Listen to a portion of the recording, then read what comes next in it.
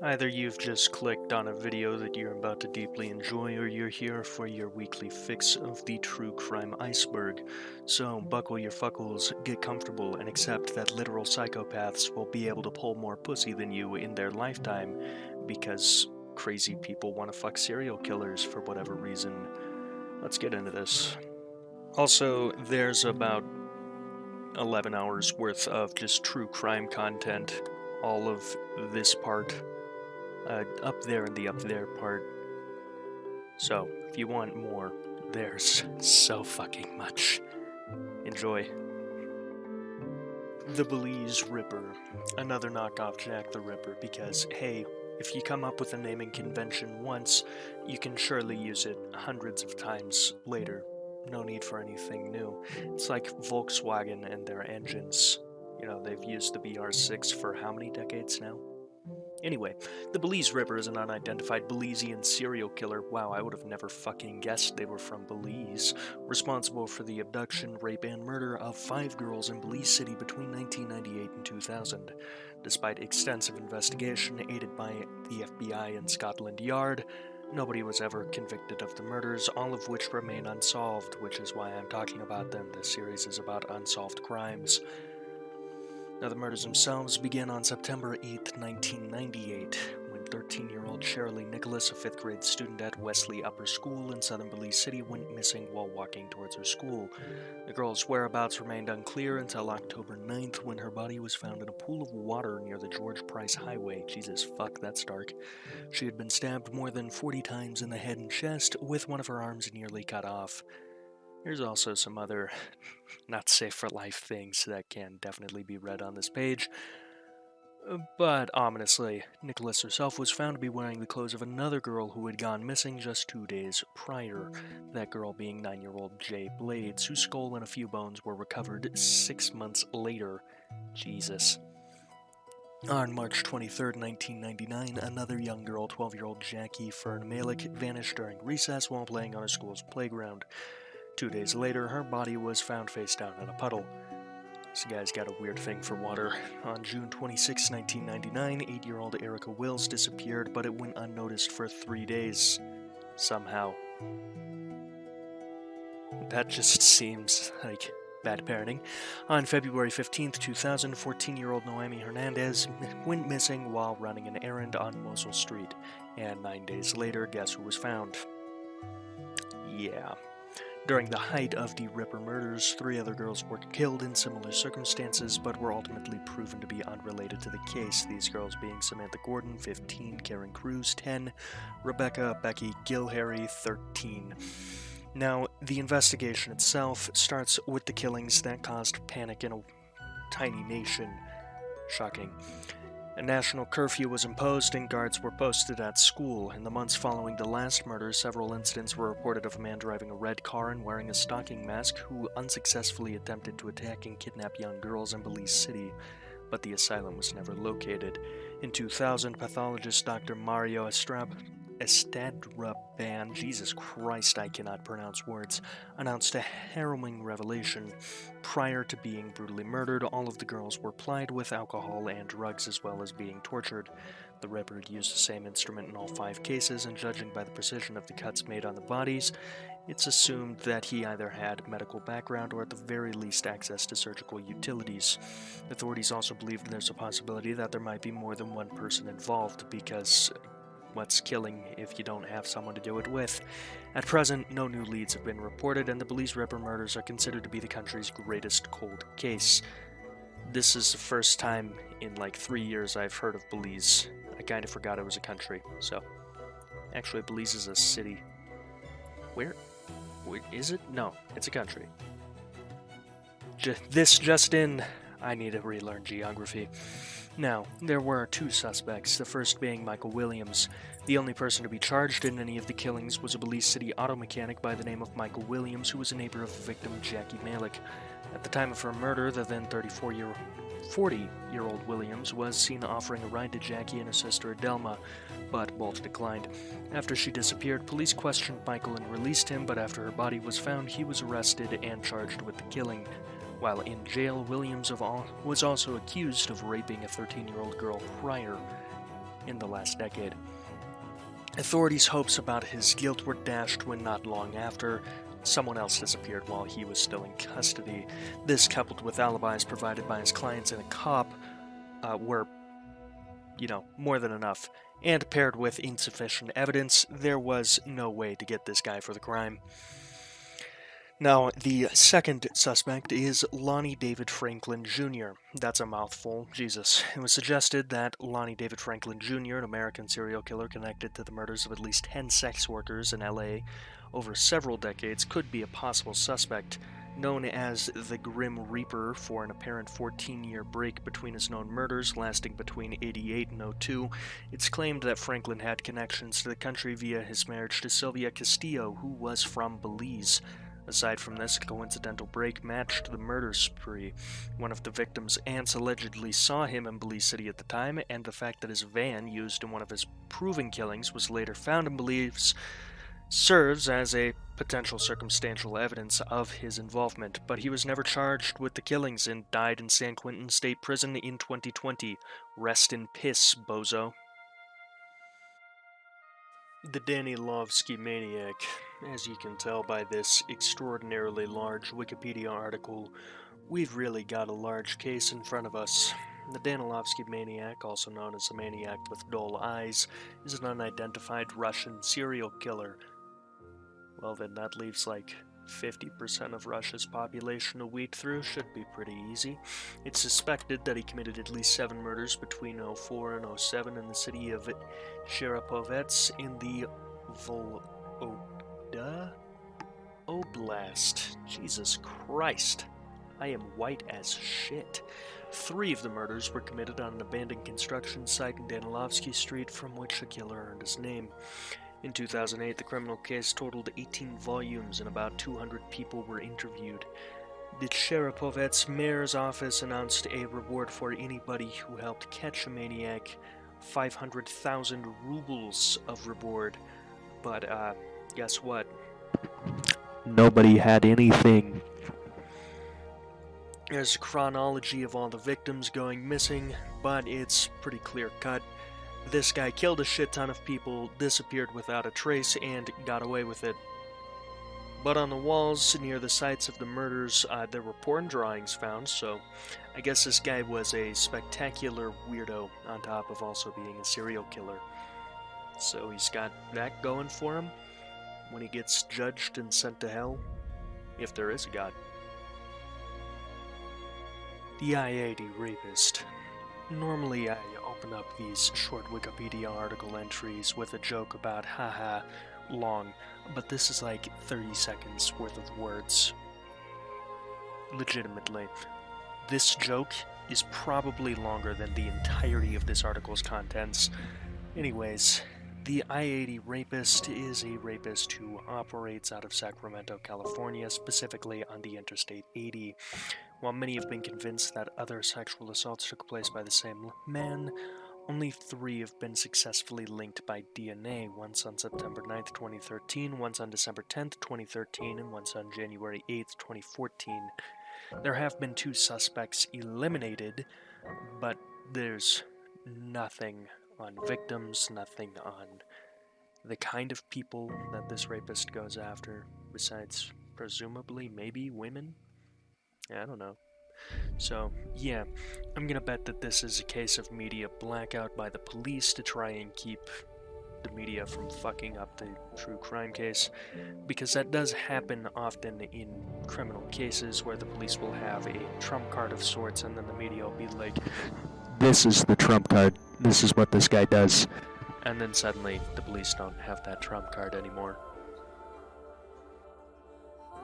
Sao Paulo Monster. You're never gonna believe where this guy was. The Sao Paulo Monster was a criminal that attacked young children in April of 1973 in the Bari and Peri regions of Sao Paulo, Brazil. This guy was, you're never gonna believe it, never identified or captured. On March 8, 1973, the offender convinced DMP, a girl resident of Villa Prudente, to walk with him to a nearby apartment near Figueira Street, where he promised a gift for her. That gift was rape. Inside the building, he attempted to rape her, whereupon she screamed for help and alarmed the residents of the building. The attacker, fearing for his capture, threw the girl against a wall, injuring her, and then made his daring escape. Initially, 3 children were attacked by the monster. On April 2nd, 1973, the child known as NPR by the case, 6 years old, was waving to her father who was exiting his house, and stayed there for some minutes when someone said her father was waiting for her at a nearby gas station. With the kidnapper and the child holding hands, she walked 400 meters with this guy. She then rapidly entered an apartment going to the 3rd floor where rape. Hours later, the girl was found by someone in the hallway. She was rescued and taken to Hospital das Clínicas. That was a gringo-ass pronunciation of that word, but I'm not Brazilian and I don't need to speak Portuguese. God bless. If there is a God. On April 23, 1973, at 4:30 p.m., 6-year-old child known as AGS, daughter of AG and EVG, these are some weird acronyms to use for identifying the victims, exited her house to visit a nearby bakery in Paris to buy a Rolade. About an hour later, her mother, concerned of her absence, went to search for her. She was informed that AGS didn't visit the bakery and was not seen near it. Then her mother went to look at a neighbor's house. However, oh, Jesus Christ, I just lost where I was in the article. She couldn't find her daughter. There we go. She then contacted her husband, who just came home from work. With the help of friends, parents, and neighbors, they went for another search for their daughter. However, she was nowhere to be found. They decided it was time to inform a nearby police station about the little girl's disappearance. Various Rhone and Rota police cars went to search for the girl, looking in the Paris region, or attempted to have a lead in her disappearance. Then a woman came to the police with a child in her arms. Maria Alves de Cruz, along with her spouse Antonia Alves de Cruz, entered the police station and explained what occurred. According to Antonio Alves, while he was lying in his bed, the doorbell rang. Her wife went to verify who was outside, but her. I think there might be some typos in this Wikipedia article. Went to verify who was outside, but before opening the door, she asked several times who was outside. She didn't hear a reply. However, she heard a cry of child. She then alerted her husband and opened the door. The child, leaning against a wall, with her clothes covered in blood, semi-unconscious and almost falling down, was trying to cry, but thankfully there was a piece of paper who explained everything. There's a quote here, but that really doesn't have anything to do with it, and honestly, I think this article might be better read in a different language. There were later attacks of a 5-year-old girl who had green eyes, also a resident of Villa Prudente, who was playing outside of her home when she saw a person who matched a later description in the investigation. This person told her to go with them at a nearby building because her mother was waiting for her. The girl then gave her hands to the unidentified person and walked with them to the apartment, where, you're never gonna believe it, rape. The offender was being hunted down by police officers Helio Braga, Waltrite Cirio, as well as Jose Campanella, and the attack on NPR was linked to that of AGS, and another one on Street Cipriano Viana. Initially, they could not find if the attacker was black or white, tall or short. Basically, they couldn't find any details, but they later ascertained that the walker was roughly a brown man with no facial hair, but frizzy long hair, seen wearing red pants and a white shirt with several balls in it. Okay, wow, that's a weird-ass description. Who the fuck wrote this article? Normally Wikipedia is a little bit more tense with what they find flyable. This is kind of hard to read. I'm kind of struggling here. Anyway, what do you need to know? Rape. Bad stuff. Evil shit. And, of course, due to bad luck, police ineptitude, and some combination of the two, never found.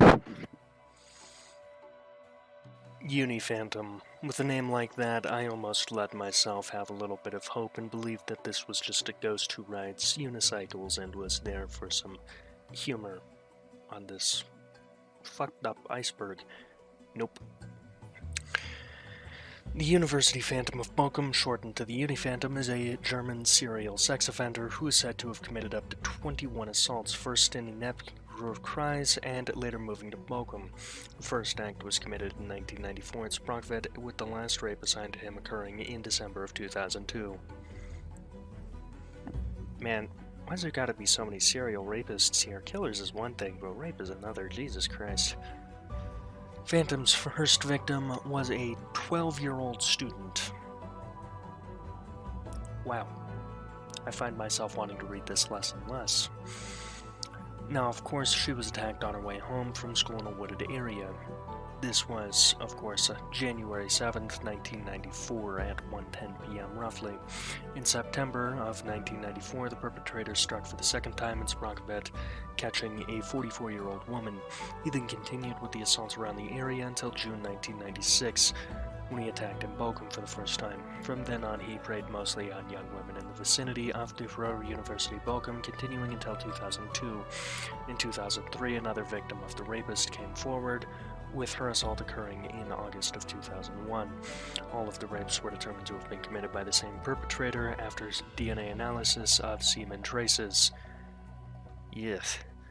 Detailed police investigations have led to various findings over the years. Early sketches of the Phantom showed the culprit as a middle-aged man, slim and with a mustache. A mustache is rarely ever a good look unless you're a sheriff in Texas. He committed all of his acts while disguised, dressed in all black with a baseball cap, so he's got that MCU hero in disguise cover. Wow. I speak English. The police assumed, based on statements, that the offender likely has good local knowledge of the Sprockovett area, and it's assumed that he lives there or lived there, or could possibly have family ties. All of the crime scenes were in an area of public transport stops where the Phantom may have met his victims. He chose young women, as they usually have different recreational behavior than older women, and also use public transport at night, in the vicinity of the university specifically. There were many student residences, and thus many young women also in the vicinity of the university, which is considered the main reason for the Phantom relocating from Sprockovett to Bochum. He used a knife to threaten his victims because he's such a pussy bitch that he has to threaten people, and even more of a pussy bitch that he has to commit crimes. Look at that bozo. Strikingly, though, there were intervals between the rapes. It never passed more than about half a year before he would rape again. The first series can be limited to the period of 1994 to 1997, with the last assault being committed November 18, 1997. Subsequently, he struck again after almost 3 years in the summer of 2000. Another assault followed in August of 2000 before he paused yet again. The next known case is dated from August 2001, with another rape series taking place between summer and December of 2002. On December 1st, 2002, he committed the last known rape, and since then the Phantom has not struck again, leaving many questions unanswered, like why haven't we seen this guy hang in public? The serial offender, baptized a Uni-Phantom by the press, was the subject of a large-scale manhunt by the Bochum police after his last assault in 2002 in Bochum. Up to 40 civil servants spent months working on potential crime scenes. The investigating Messer Commission, shortened to EK Messer, included at times up to 20 officers, which is actually probably more than most American police departments would bother throwing at a serial killer or rapist. This group of 20 officers included a profiler from Scotland Yard. Students and employees of the Ruhr University, as well as men from Sprockovett and Bochum, were asked for saliva samples, a strongly criticized move, especially by some students, which I don't really get why. A law student who refused such a sample appealed to the Federal Constitution Court, but in vain. Despite this, 10,000 samples were collected by the profilers, and all 10,000 were unsuccessful with the DNA that they have. The Bochum police turned the course of investigative work to work on the ZDF, and a review of the rape series was broadcast as part of Aktenzeichen XY Ungost program. Even after many years, evidence still reaches the police in Bochum, and the investigation is still persisting, but I hate to break it to you, after 2 decades, probably not going to be solved. Joro the Paver. Joro the Paver, also known as Bulgarian Jack the Ripper, because we have an idea once and milk it for the next 2 fucking centuries, is a serial rapist and murderer from the Konja Vista neighborhood who operated in Sofia in 1968. In the span of a few months, between 6 and 7 rapes occurred, as a result of which a 69-year-old woman died in the hospital. I would say nice is a 69 joke, but that's just not nice to begin with. What the fuck, bro? The nickname Joro the Paver comes from the paver found on the scene, wrapped up in a handkerchief next to one of the victims. Okay, this is some British-ass terminology. The fuck is a paver? Oh, it's pavement, so, yep, British-ass terminology. The deaf and mute Milko Milanov from Rakita was accused of being the perpetrator and arrested by the police. Although he was sentenced to spend a significant time in prison, he was later released due to a lack of evidence. This is because police will often focus on one person and then they are absolutely certain that they are the ones who did it. In the beginning of 1970s, a new rapist known as Joro the Paver II was a copycat killer who raped 10 victims and committed a double murder. In 75, the perpetrator Georgy Yordanov was captured, sentenced to death, and subsequently executed by firing squad. Joro the Paver's true identity remains unknown, but it is also theorized that rapes in later years may have been his doing. However, that Georgy Yordanov guy, if that was the right guy, rest in piss, bozo. It's definitely the biggest issue with the death sentence, as I believe that serial killers, absolutely believed to be tormented and then killed. The issue is just, no crime system anywhere in the world can definitively get it right. Even 80% of the time, like 90% of crimes go unsolved, and I wouldn't say it's unfair to assume that at least half of those that are solved aren't actually solved because the police just grossly mishandled the trial. Well, not the trial, but the arrest, the evidence gathering, and then the defense and the prosecution went at it, and the prosecution won based off of a stacked trial that was never going to really work out to begin with. Anyway, rant over, let's just get to the next one. Pharmacy Maniac. The Pharmacy Maniac is the name of an unidentified Russian serial killer. Ooh, Russian? Well, that narrows it down to 50% of the population. I was just hit with the most intense wave of deja vu. I feel like I've made that exact joke before. Anyway, this Russian serial killer killed 2 men in Chelyabinsk in 2011, both of them in pharmacies. He remains uncaptured, and his motives have not been fully established. I'm gonna postulate a theory. Maybe this killer was trying to buy condoms, and rather than having to look the cashier in the eye, decided to shoot them. My first time buying condoms in a store, a 60-year-old woman looked me dead in the eyes and asked, "First time, sonny?" And if murder had been an option in that moment, I probably would have taken it. The offender committed 2 murders in 2011, though, getting into the details of the case. The first on May 26th and the second on August 10th. The weapon of choice was a sawed-off shotgun. That's a little bit overkill, which the masked killer carried with him in a cellophane bag. Both victims were men, 49 and 30 years old, respectively. The first murder was similar to a banal brigandage.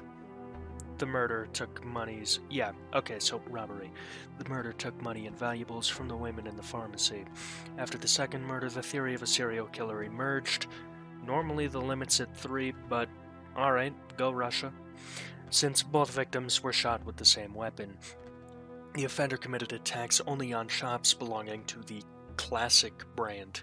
According to witnesses, the criminal looked ridiculous, behaved uncertainly, and often expressed himself in phrases used by stereotypical American soldiers. Oh no. No. Jesus Christ, that has to be terrible. You mean to say this guy is going around killing people, acting like an Eastern, Russian, not Eastern, Russian caricature of a United States soldier? What is this guy walking around doing? Munching on fucking crayons before he commits the attacks? His appearance, obviously, didn't make a positive impression on anyone. However, the nicest set of clothes can look terrible if they're on someone you know to be a complete piece of shit. After panic ensued about the second murder, the Chelyabinsk police began working even more diligently, and by diligently they probably looked over the files for the third time and said, meh, not our issue. The network of pharmacies Classic was taken under special jurisdiction, and a facial composite of the alleged killer was posted on public transport, shops, and large office buildings. For any information leading to his capture, a reward of 1 million rubles was assigned. The inability of the police to catch Maniac has caused widespread criticism of the Chelyabinsk law enforcement system in the mass media. To be fair, almost no law enforcement system can really catch a serial killer unless they get stupid and make a fucking slip up. The assumption by some is that the killer has bipolar disorder, which tells me that most people who are assuming this know nothing about bipolar disorder, but pop off, I guess. And conclusions from the experts of the regional psychoneurological hospital who made up his offender profile claimed the opposite. These are the professionals, we should probably listen to those guys. Psychiatrists believe he had a mercenary motive, but due to a lack of experience, the criminal left the crime scene before taking much money or valuables. The Pharmacy Maniac, however, did prepare for his crimes in advance. He remains unapprehended, his motives remain unclear, and suspects are lacking. Cases of imitators have been recorded, but I doubt anyone could capture the sheer fucking stupidity of pretending to be a US soldier. Attempts to mathematically calculate the maniac's actions have led to nothing. This is because humans do not run off of math. In 2016, the investigation was intensified, with an active search for suspects again being conducted. You're never gonna believe what they didn't find. Suspects.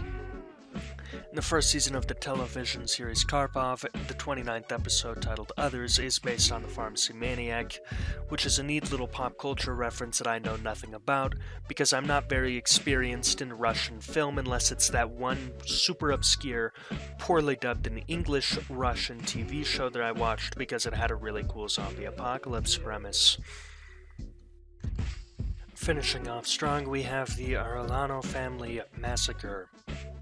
Boy, this sounds positive. On April 16, 1968, the Arlanano family, Juan Arlanano, 29, Monica Arlanano, 24, Rosa Arlanano, 21, Eduardo Arlanano, 1, Letica Arlanano, 2, and Manuel Jr.